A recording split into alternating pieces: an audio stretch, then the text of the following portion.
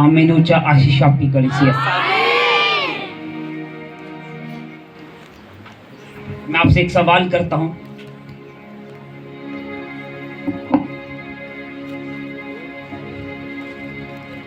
एक सवाल आपसे करता हूं बहनों के साथ। एक सवाल मेरा ये है कि जब आप खाना बनाने के लिए जाते हैं, अगर खाना बनाने का सामान आपके पास ना हो तो क्या आप खाना बना सकते हैं?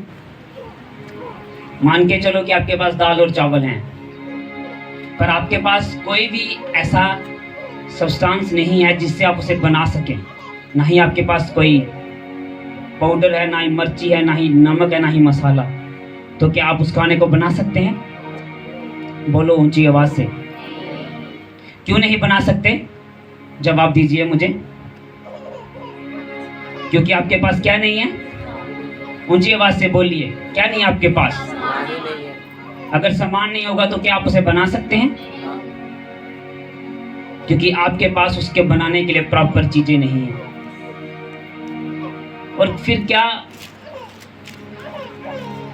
जिसको आप बना ही नहीं सकते तो क्या वो आपकी जिंदगी बना सकता है? अगर आपके पास खाना बनाने का सामान नहीं है तो क्या खाना आपको, सूखा खाना, सूखा चावल या सूखी दाल आपको, आपका पेट भर सकता है? बोलो नहीं। अब मैं एक सवाल अपने भाइयों से पूछता हूं जो मैकेनिक हैं या जो मेरे बच्चे पढ़ते हैं, मैं अपने बच्चों से पूछता हूं कि अगर आपके पास बुक्स ना हो तो क्या आप पढ़ाई कर सकते हैं? क्यों नहीं कर सकते हैं? क्योंकि आपके पास बुक्स नहीं है तो आप कैसे, तो क्या आप आगे अपनी जिंदगी में आगे जा सकते हैं? फिर आप क्या गिने जाएंगे? फेलियर। क्या आप फेल होगे? यही सवाल मैं उन लोगों के साथ भी करता हूं जो लोग काम पर जाते हैं।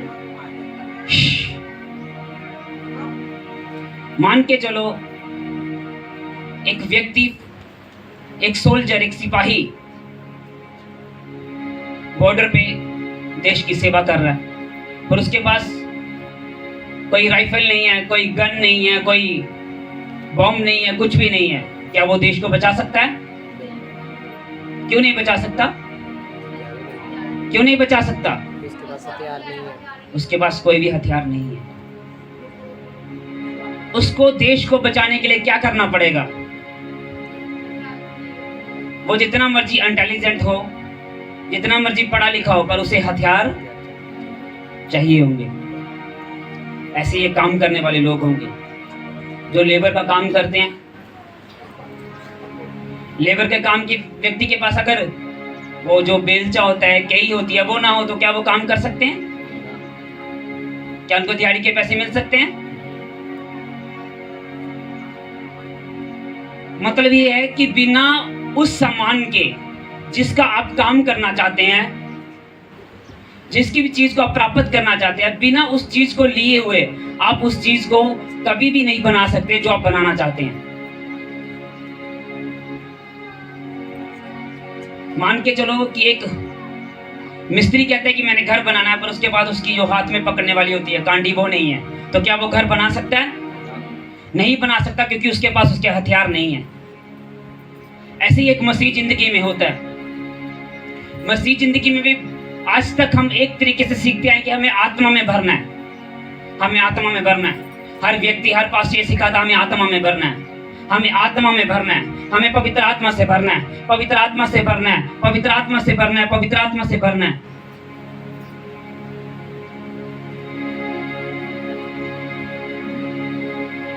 क्या आप जानते हैं, जो सीक्रेट मैं आपको बता रहा हूं, कि आत्मा से भरने से पहले भी आपको एक चीज से और भरना पड़ेगा, तभी आपकी जिंदगी उन्नति की राह पर जा सकती है। वो होगा आपको वचन से भरना।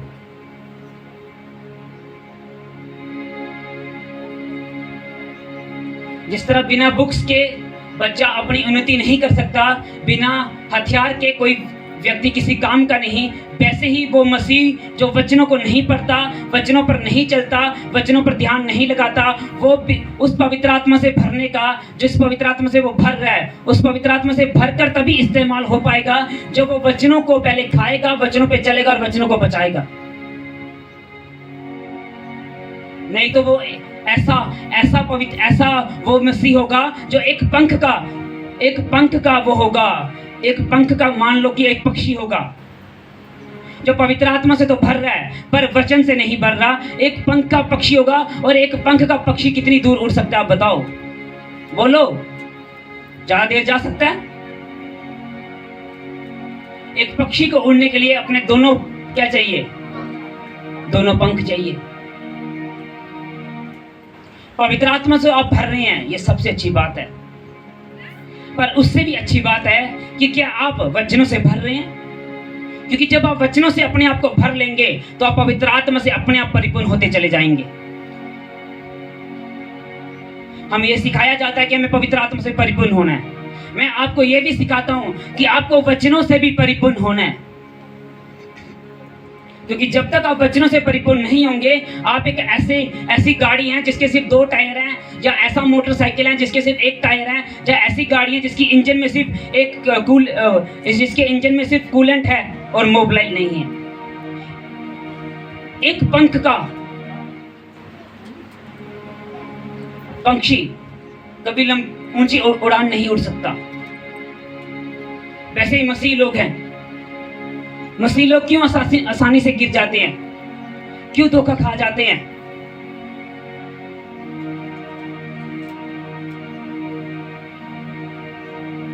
मसीह लोग क्यों जल्दी भटक जाते हैं? क्योंकि उनका सिंपल सा एक तरीका ये है कि वो एक पंख के पक्षी है। वो चर्च आए, आत्मा से भरे, पर उन्होंने वचन से नहीं भरा अपने आप को। मैं आपको एक बात याद दिलाऊं कि चेले पहले वचन से भरे 3.5 साल, और आत्मा से भरने के लिए सिर्फ उन्हें 50 दिन लगे। कलीसिया अगर इस राज को सीख ले, क्वायर अगर इस राज को सीख ले, वॉलंटियर अगर इस राज को सीख लें कि सबसे पहले मुझे वचन से भरना होगा, पवित्र आत्मा से भरने की मुझे देरी नहीं लगेगी, तो वो दिन दूर नहीं जब एक विश्वासी भी मुर्दों को जीवित कर सकता है यीशु मसीह के सामर्थ्य नाम से। आमीन। ऊंचा आशीष आपकी कलीसिया। यीशु मसीह का दिमाग खराब नहीं था। यीशु मसीह एक परमेश्वर थे। उसने उन्हें मसा देने से पहले, अपने चेलों को अभिषेक देने से पहले, शक्ति देने से पहले, उन्हें 3.5 साल अपने साथ रखकर वचनों से भरना सिखाया। बाइबल बताती है पतरस पेंतीकोस्त के दिन प्रार्थना कर रहा था, तो वो पुराने नियम के एक जोएल की पुस्तक 2 अध्याय 17 वचन से प्रार्थना कर रहा था। और परमेश्वर ने कहा धरती आकाश टल सकता है, बोल रहा है मेरे नाम से भी अधिक वचन को अहमियत देता है, और जहां कहीं उसका वचन होता है वहां वो काम करता है। उसने कहा मैं अपने वचन को भेजकर अपने लोगों को चंगा करता हूं। उसने कहा शाम को जितने लोग उसके पास आए, उसने अपने वचन से सब प्रकार की दुष्ट आत्मा को निकाल दिया। हर हीलिंग का, हर एक बड़े लेवल को प्राप्त करने के लिए आपको हर जगह परमेश्वर के वचन की जरूरत है, और फिर पवित्र आत्मा से भरने की जरूरत है। ये एक ऐसा सीक्रेट है, अगर क्वायर, अगर कलीसिया, अगर हर एक जन ये सीख जाए कि मुझे वचन से भरना है, मुझे वचन से भरना है, फिर मुझे पवित्र आत्मा से भरना है, तो आप एक ऐसे पर बन जाएंगे जो दोनों, एक ऐसा पंछी बन जाएंगे तो दोनों परों से उड़ेगा, और वो आसमान की उकाब की नहीं ऊंची उड़ेगा, और ऊंचा ऊंचा ऊंचा बादलों पे जाने वाला होगा यीशु मसीह के सामर्थ्य नाम से। आमीन। ऊंचा आशीष आपकी है। और मैं कह रहा हूं आमीन। ऊंचा आशीष आपकी कलीसिया। खुदाबंद इस कलीसिया को ऐसे पक्षी बना रहा है, वो औकात की नहीं आसमान के ऊपर उड़ने वाले हैं। कोई अंधकार की शक्ति हमें रोक नहीं सकती, कोई पैरी की शक्ति हमें रोक नहीं सकती, कोई जादू की शक्ति हमें रोक नहीं सकती, कोई टोने की शक्ति हमें रोक नहीं सकती, क्योंकि हम जानते हैं कि शैतान कहां कहां से आकर हमारे ऊपर अटैक कर सकता है। इसलिए मैं अपनी क्वायर को पहले से बताता आ रहा हूं, अपने वॉलंटियर को पहले से बताता आ रहा हूं कि सबसे पहला अटैक कहां से होता है। हर एक जन को पहले से बताता हूं कि सबसे पहला अटैक कहां से होता है। शैतान सबसे पहले कहां से अटैक करता है, दूसरे नंबर कहां से अटैक करता है, तीसरे नंबर कहां से अटैक करता है। अगर कोई जन इन तीनों नंबर से बच जाए वो कभी नहीं गिर पाएगा।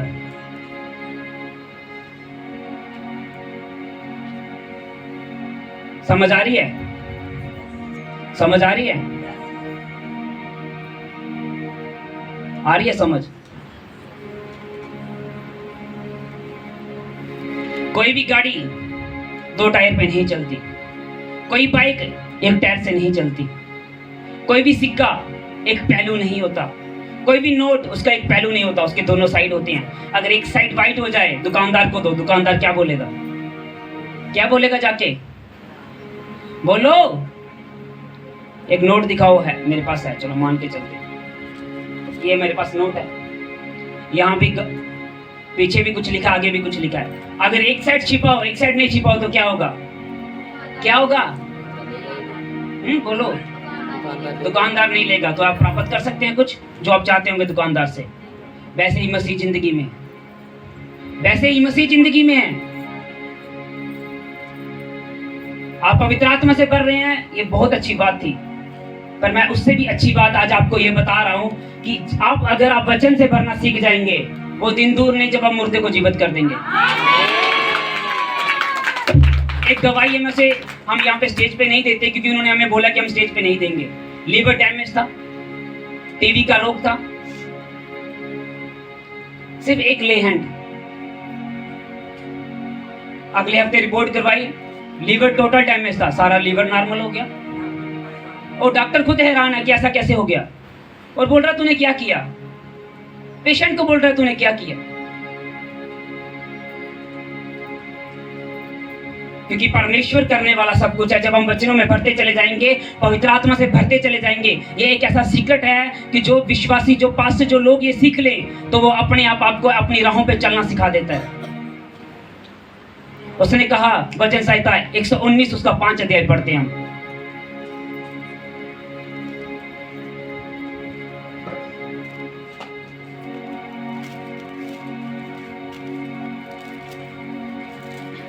अगर विश्वासियों आपको लंबा चलना है, शैतान को गिराना है, बीमारी को गिराना है, तो मैं आज आपसे एक ही बात करता हूं कि वचनों से भरना और पवित्र आत्मा से भरने को सीख लीजिए। वचन संहिता 119 105 वचन पढ़ेंगे हम। 119 का 5।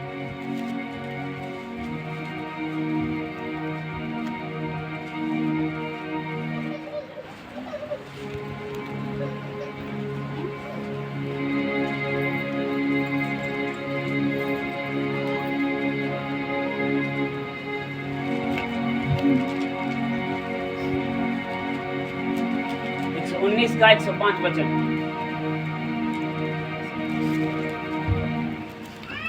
पढ़ो। 119 का 105।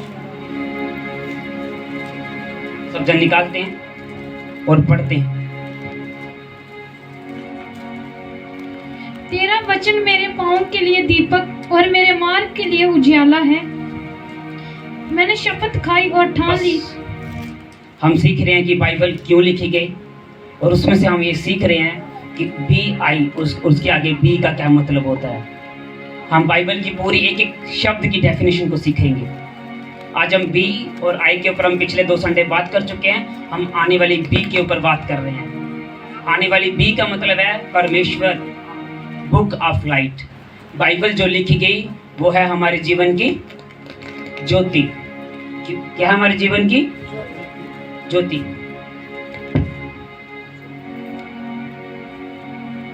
आपके घर लाइट चली जाए तो आप क्या करते हैं? मान के चलो कि आपने अंधेरे में कहीं जाना है, अंधेरा है, तो आपको क्या चाहिए? क्या चाहिए? बिना लाइट के आप चल सकते हैं? क्यों नहीं चल सकते? अंधेरे में हम कहीं, बड़ा अच्छा जवाब दिया इसने, अंधेरे में हम कहीं गिर जाएंगे। आज मसीह लोग गिरे पड़े हैं। क्यों गिरे पड़े हैं पता है? क्यों गिरे पड़े हैं? बोलो, क्यों गिरे पड़े हैं? क्योंकि वचन पढ़ो ध्यान से। लिखा, कहता तेरा वचन मेरे पाँव के लिए दीपक। दीपक क्या होता है? लाइट। और मेरे मार्गों के लिए उजाला है। जहां कहीं मैं जाऊंगा वो मुझे क्या देगा? उजाला। क्या होता है? लाइट। परमेश्वर का वचन हमारे जीवन के लिए क्या है? रोशनी। बहुत सी जिंदगियां डगमगाई पड़ी हैं। बहुत से मसीह लोग कैंसर से मर रहे हैं। बहुत से मेरे प्यारे विश्वासी भाई प्रभु को अलविदा कह चुके हैं।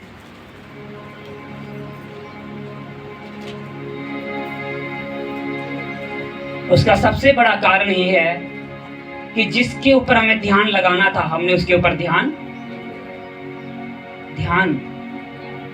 क्योंकि जब आप एक अंधेरे में चलते हैं, अंधेरे में चलने के लिए आपको एक लाइट की जरूरत है, ताकि आप अपने मार्ग पर, अपनी मंजिल पर, अपनी डेस्टिनी पर, जहां आप पहुंचना चाहते हैं वहां आप मान के चलो कि मैंने यहाँ से सांबा जाना है और रात का अंधेरा है और मेरी गाड़ी की नहीं, परमेश्वर ऐसा कभी नहीं होने देगा, किसी व्यक्ति की गाड़ी की लाइट खराब हो जाती है, तो क्या वो जिस मंजिल पे जाना चाहता है सांबा पहुंच जाएगा? क्योंकि उसकी लाइट क्या हो गई है?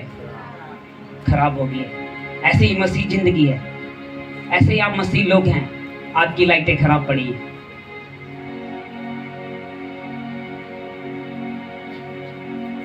ऐसे मसीह लोग हैं 2-2 साल से चर्च आ रहे हैं, कोई बपतिस्मा नहीं। ऐसे मसीह लोग हैं 3-3 साल से चर्च आ रहे हैं, वो काम नहीं करेंगे जो काम परमेश्वर ने करने के लिए बोला।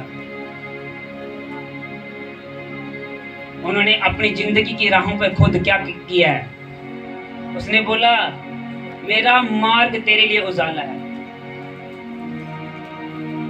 परमेश्वर का वचन जिस मार्ग पे उस व्यक्ति को चलना है उसके लिए उसे क्या करेगा? रोशनी प्रदान करेगा कि तूने कौन से मार्ग पे जाना है, तूने कैसे इस बीमारियों से बाहर आना है, तूने कैसे इस जादू टोने से बाहर आना है, तूने कैसे लड़ाई झगड़े से बाहर आना है, तूने कैसे हर एक परेशानी से बाहर आना है। वो सब इस वचनों पे लिखा होगा। अगर मसीह जिंदगियां अपने जीवन में ज्योति को प्राप्त कर लें, उसने कहा तेरा वचन मेरे लिए क्या है, और परमेश्वर यीशु मसीह ने क्या कहा? जीवन, राह और सच्चाई मैं हूं और ज्योति और मार्ग भी मैं हूं। जो यीशु मसीह के ऊपर विश्वास रखकर उसके वचनों को पढ़ना शुरू कर देगा, उस पे चलना शुरू हो जाएगा, वो उसके लिए ये वचन उसे गाइड करेंगे कि उसे कौन सी दिशा की ओर जाना है। मेरे पास प्रोफेटिक वरदान आ जाएगा जल्दी, प्रोफेटिक भविष्यवाणी का वरदान। पर आप एक बात जानते होंगे कि आपकी जिंदगी में जो घटित होने वाला होता है, मैं उसे कईयों को पहले बता देता हूं। क्योंकि ये कैसे पॉसिबल होता है? ये पॉसिबल ऐसे होता है कि जो वचन हम पढ़ते हैं वो वचन हमें गाइड करता है। लिखा कि वचन हमें गाइड करेगा। वो वचन हमें गाइड करता है किस व्यक्ति के जीवन में क्या होने वाला है। वो मुझे भी गाइड करता है कि तेरे जीवन में क्या होने वाला है। वो हर एक को गाइड करता है। बाइबल बताती है जब यूसुफ की जिंदगी अंधेरे में थी, जब वो अपने भाइयों के द्वारा मिस्र में बेचा गया था, एक अंधेरे में व्यक्ति, मिस्र एक ऐसा देश, गुलामी का देश, वहां पे यूसुफ को भेज दिया। पर बाइबल इस बात का बयान करती है कि यूसुफ ने अपना मन परमेश्वर से नहीं हटाया। उस वक्त बाइबल तो नहीं लिखी गई थी, पर उसका ध्यान कहां था? परमेश्वर के ऊपर।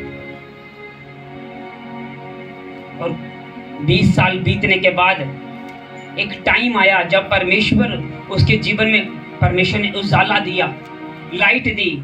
वही यूसुफ जो एक आम व्यक्ति था, उसी परमेश्वर ने उस व्यक्ति को उठाकर एक दिन उसी देश का प्रधानमंत्री बना दिया। आमीन। ऊंचा आशीष आपकी।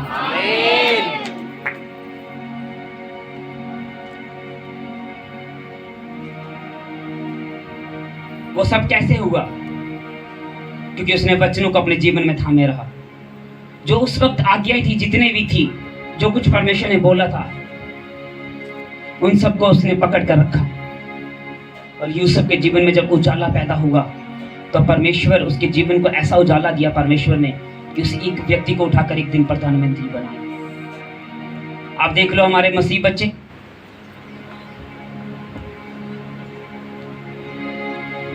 मसीह बहने, कोई पढ़ाई नहीं, कोई लिखाई नहीं, कोई कुछ नहीं। मैं अपने मुंह से नहीं कहता, पर मुझे ये लगता है कि हमारे बच्चे कर क्या रहे हैं। मैं सोचता हूं कई बार, अगर मैं कुछ करना भी चाहता हूं आप लोगों के लिए, तो आप लोग उसमें एक बड़ी रुकावट होते हैं, क्योंकि शायद आपका सोचना है कि पास्टर कहीं हमारी बच्चे की जिंदगी खराब ना कर दे। अगर मैं किसी को गाइड, मैं आपके डर के मारे किसी को गाइड भी नहीं करता। मुझे किसी ने गाइड नहीं किया। अगर काश मुझे ये चीजें 10 साल पहले पता होती तो मैं आज आपको बताता हूँ कि परमेश्वर शायद मुझे एक बहुत ऊंचे लेवल पे खड़ा कर गया होता। अगर आज मैं वचन पे चल रहा हूँ, आज से 10 साल पहले मुझे कभी किसी ने ये बताया होता कि आपको ऐसे करना है जो मैं आपको बता रहा हूँ। ये ज्योति आपके जीवन में तभी प्रकट होगी जब आप इन वचनों को पढ़ना शुरू कर देंगे। फिर आप एक पर के पंछी ना रहेंगे। जब परमेश्वर आपको कोई वस्तु देता है तो वो आपसे उसकी इच्छा भी रखता है, क्योंकि उसने कहा जिसको जितना दिया गया उससे उतनी पाने की इच्छा रखता है। उसने कहा आप क्या हैं? आप एक नमक हैं।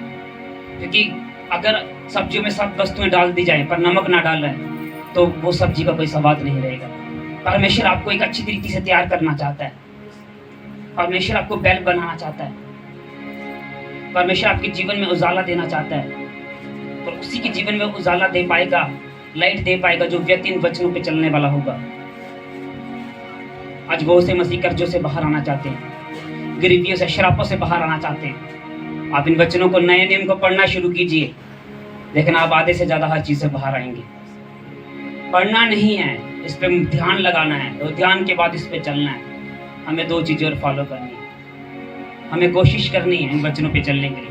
हम 1 बार गिरेंगे, 2 बार गिरेंगे, 70 बार गिर जाएंगे। पर पौलुस कहता क्या अनुग्रह बहुत है कि हम बार बार पाप करते रहें।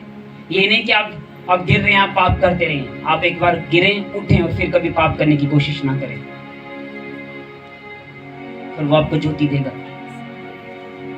फिर आपको बताएगा रियल प्रॉफिट कौन है। फिर वो आपको बताएगा ये रियल पास्टर कौन है। फिर आपको एक चीज का पता होगा,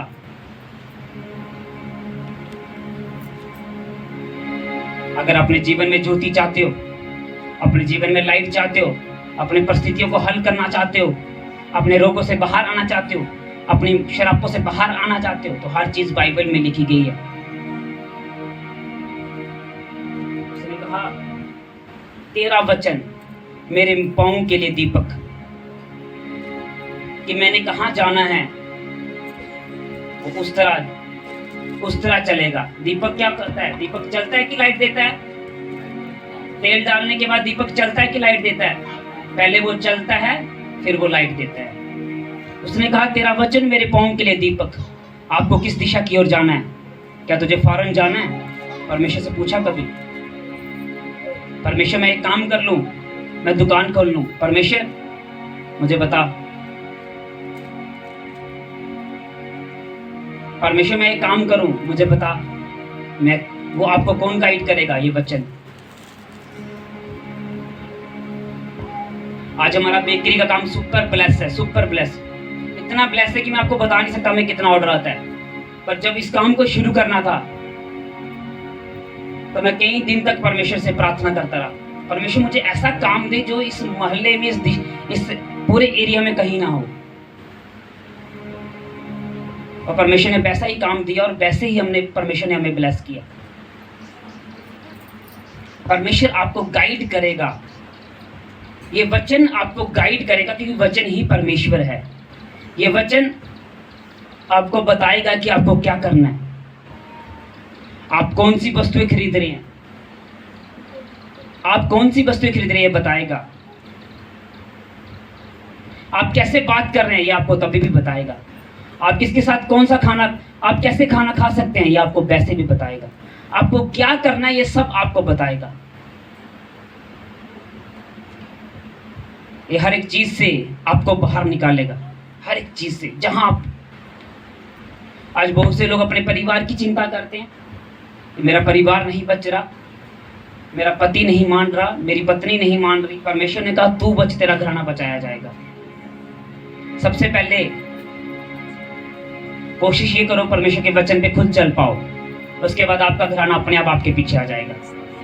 ऐसे बहुत सी एग्जाम्पल भरी पड़ी हैं, रूथ, एस्तर, जिन्होंने सबसे पहले खुद चले परमेश्वर के वचनों पे, बाद में उनके सारे घराने आ गए। रेहाब वेश्या जो परमेश्वर के वचनों पे चली, अपना पूरा, यहाँ तक कि अपने रिश्तेदारों को भी बचा लिया उसने। यहोशू के लोगों ने उसके साथ एक वादा किया था। उसने कहा जिस दिन हम इस देश को खत्म करने, कौन से देश को खत्म करने के लिए आ रहे थे जहां दीवार गिरी थी? कौन सा देश था वो जहां पे आराधना से दीवार गिरी थी? यरीहो की दीवार। उसने क्या कहा पता है? उसने कहा, ए रेहाब, ये लाल झंडी है, जो व्यक्ति इस झंडी के पास बैठा होगा वो वो और तू और तेरे साथ जितने लोगों को सब मैं छोड़ दूंगा। बाइबल बताती है उसने अपने सारे लोगों को, अपने सारे घरानों को, अपने सारे रिश्तेदारों को बचा लिया परमेश्वर के वचन पर चलकर। और यरीहो के सारे लोग खत्म हो गए। आप बचा सकते हैं लोगों को वचन पर चलकर। मैंने आपसे कितने पैसे मांगे? कोई मुझे बता दे कि मैंने आपसे इतने पैसे मांगे। मैं तो उल्टी आपकी मदद करता हूं। आज तक आपने कभी देखा कि मुझे दान देते हुए, कोई फोटो देते हुए, कोई फोटो मैंने आपके सामने कभी प्रस्तुत किया? और हम हर महीने कोई ना कोई दान देते हैं, कहीं ना कहीं जाकर देते हैं, क्योंकि बहुत सी चीजें ऐसे हैं जो हम परमेश्वर के लिए करते हैं। सिर्फ आपको इस वचन पर जैसे जैसे आप इसको पढ़ना, इस पे ध्यान लगाना शुरू कर देंगे, ये वचन आपके जीवन में ज्योति का काम करेगी, लाइट का। फिर आपको जैसे जैसे आप इसको पढ़ना, प्रार्थना करना शुरू कर देंगे, ये अपने आप आपको बताएगी आपको क्या करना है।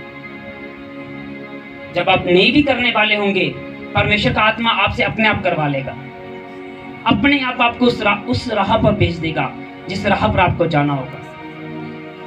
तो सबसे पहली बात यह है कि क्या हम इस पर चल रहे हैं या नहीं।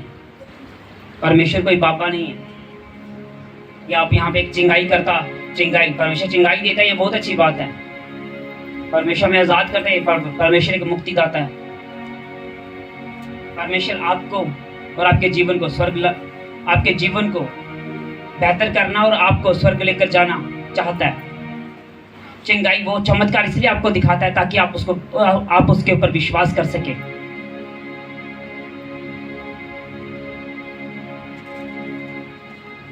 क्या काम आप कर रहे हैं?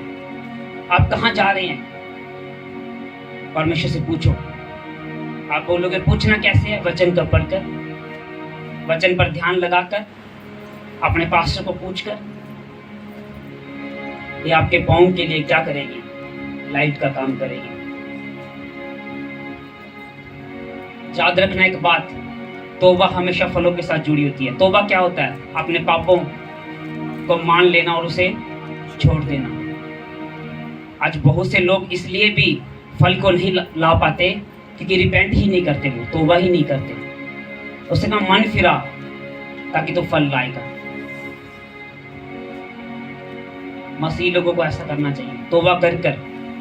पौलुस कहता है जो बातें पीछे की ओर रह गई है मैं उसको भूलकर आगे की ओर दौड़ता हूँ और वे इनाम पाने की इच्छा रखता हूँ जिसके लिए मैं मसीह में आया हूँ।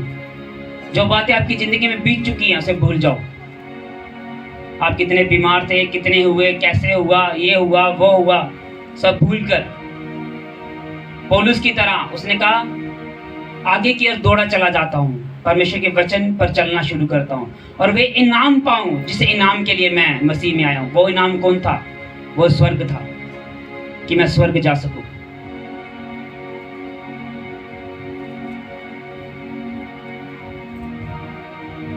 आज बहुत सी माताएं बहनें आती हैं, मेरा ये रोग ठीक नहीं हो रहा, मेरा ये ठीक नहीं हो रहा, मेरा ये नहीं। जैसे जैसे आप आत्मा में भरना और वचन से भरना सीख जाएंगे, आप अपने आप अपनी हीलिंग का एक सोता पहन लेंगे। अपने आप अपनी चीजों को पहन लेंगे, अपने आप। मैं कह रहा हूं अपने आप। पर आपने पास्टर को एक बाबा समझा हुआ है, बाइबल को एक बुक समझा हुआ है। बाइबल एक बुक नहीं है, ये आपकी जिंदगी है। कुछ लोगों ने तो इसे पेटी में रखा हुआ है कि जब हम अच्छे से सजा के जब क्रिसमस आएगा बाहर निकालेंगे और लेकर जाएंगे चर्च में। परमेश्वर ने आपके हाथ में इसलिए दिया कि आप इसे रोज पढ़ सके। आप रोज इसे पढ़कर इस पर ध्यान लगाकर इस पर चल सके, इसको खा सके। या आपके जीवन में आपको ज्योति दे, आपको लाइट दे, आपको बताए आपको क्या करना है, आपको बताए आपको कैसे करना है। शैतान कुछ नहीं है, शैतान कुछ नहीं है। मसीह लोग शैतान से ऐसे डरते रहते हैं। वो इसलिए शैतान से डरते हैं क्योंकि उनको असल में पता ही नहीं है कि शैतान बनाया किस लिए क्या। उनको असल में यही नहीं पता कि शैतान को कौन कौन से दंड मिलने वाले हैं, शैतान और शैतान के लोगों को कौन कौन से दंड मिलने वाले हैं, उनको कुछ नहीं पता। जिस दिन वो ये चीजें सीख लेंगे, वो ना शैतान से डरेंगे, ना जादू से डरेंगे, ना टोना से डरेंगे, ना ही कैंसर से डरेंगे, ना ही टीबी से डरेंगे, ना ही एड्स से डरेंगे, ना ही किसी बीमारी से डर पाएंगे वो।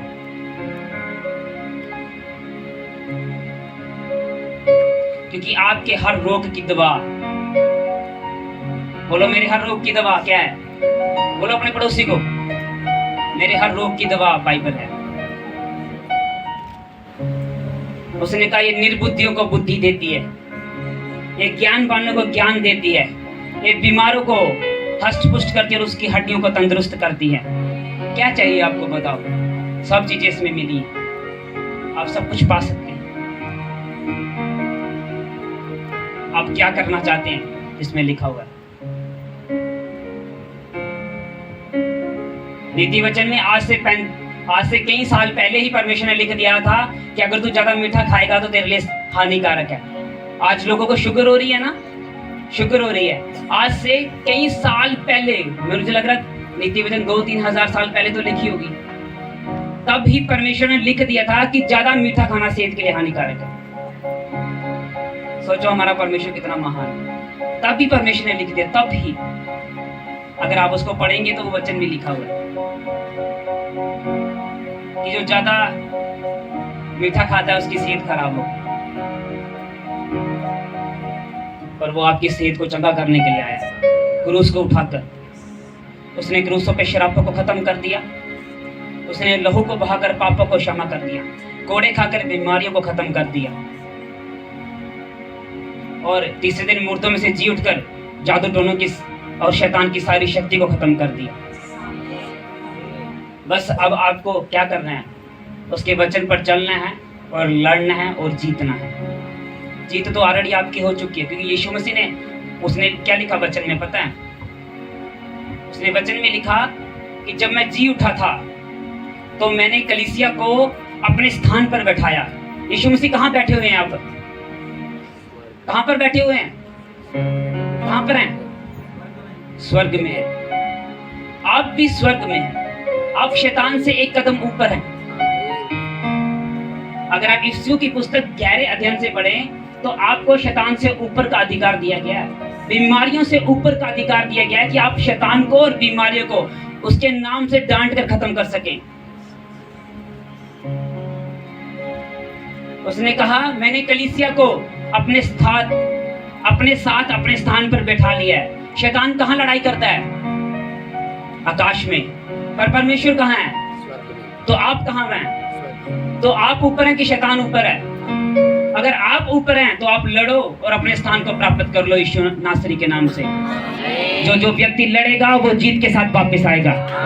जो आत्मिक जीत तो आपकी होगी कलीसिया यीशु मसीह के सामर्थ्य नाम से।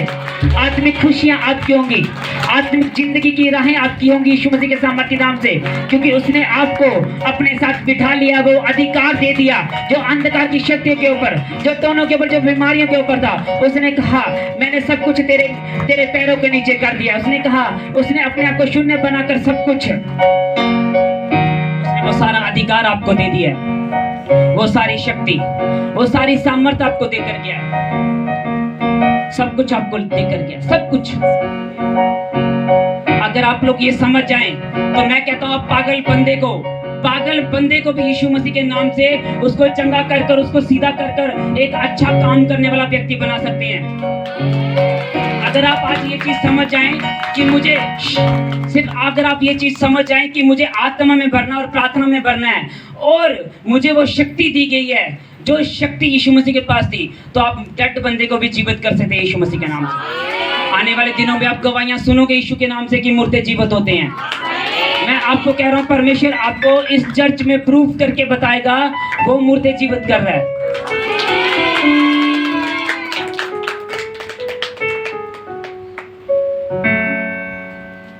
यीशु के नाम से मांगते हैं। अपनी आंखों को बंद करो, बोलो परमेश्वर मैं तेरे वचनों पर चलने वाला, तेरे वचनों को अपने लिए प्रार्थना करो अपने लिए।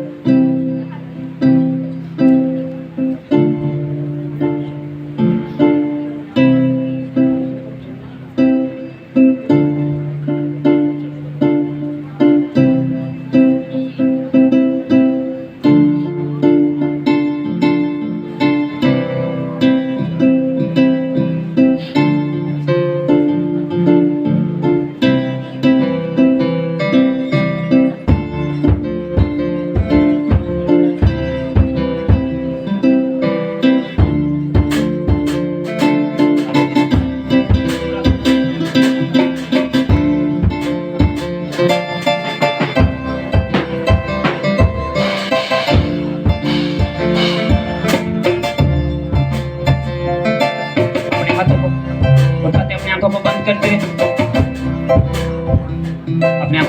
अपने हाथों को ढककर प्रार्थना करते हैं कि परमेश्वर मैं तेरे वचनों पे चलने वाला, आत्मा से भरने वाला एक अच्छा जन बन सकूं।